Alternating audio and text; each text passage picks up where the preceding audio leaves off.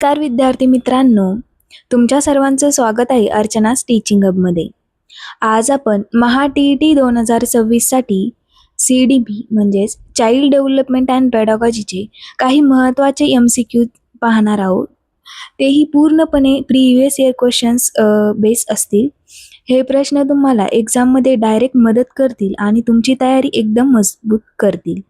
तर व्हिडिओ शेवटपर्यंत नक्की बघा आणि प्रत्येक प्रश्न नीट समजून घ्या. चला तर मग सुरुवात करूया.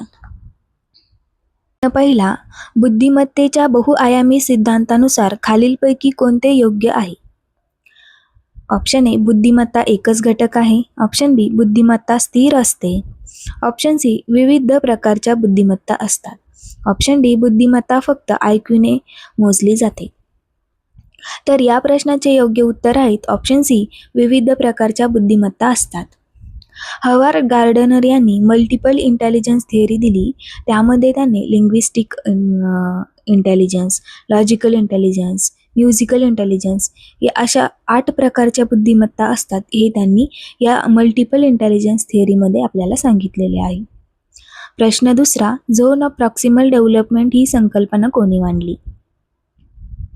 ऑप्शन ए, प्याजे. Option B, Vygotsky. Option C, Skinner. Option D, Thorndike. तर या प्रश्नाचे योग्य उत्तर आहेत ऑप्शन बी, वायगॉत्स्की. वायगॉत्स्की यांनी झोन ऑफ प्रॉक्सिमल डेव्हलपमेंट ही संकल्पना मांडली, ज्यामध्ये मूल मार्गदर्शनाने अधिक चांगले शिकतात.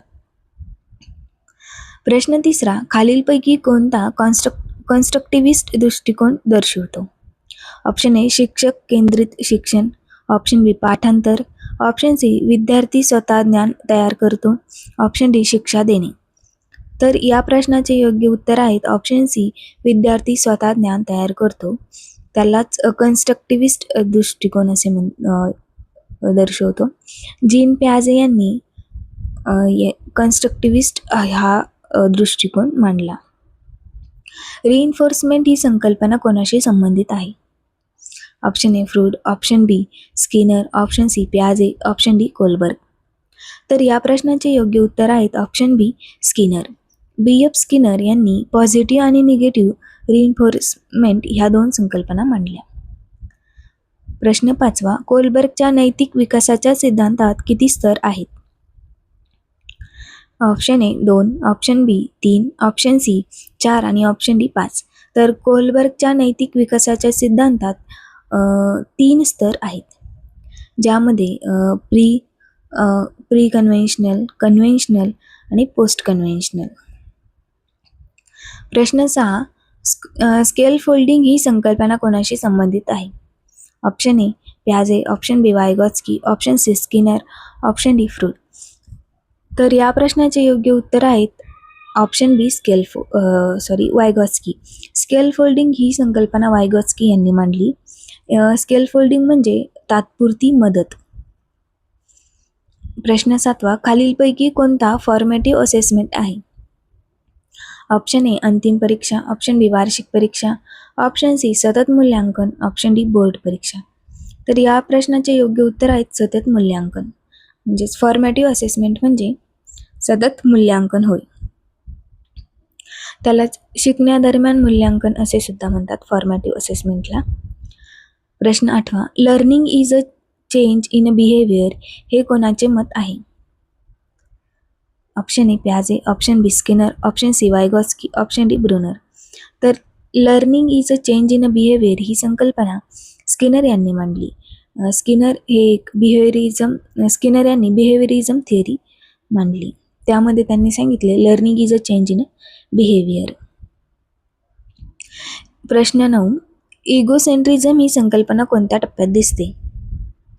Option A, sensory motor. Option B, pre operational. Option C, concrete. Option D, formal.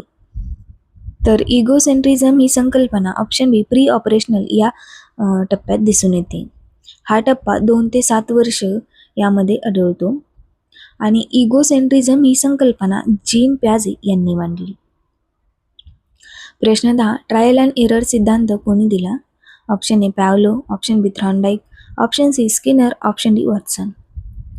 तर ट्रायल अँड एरर हा सिद्धांत ऑप्शन बी, थॉर्नडाईक यांनी दिला, एडवर्ड थॉर्नडाईक यांनी.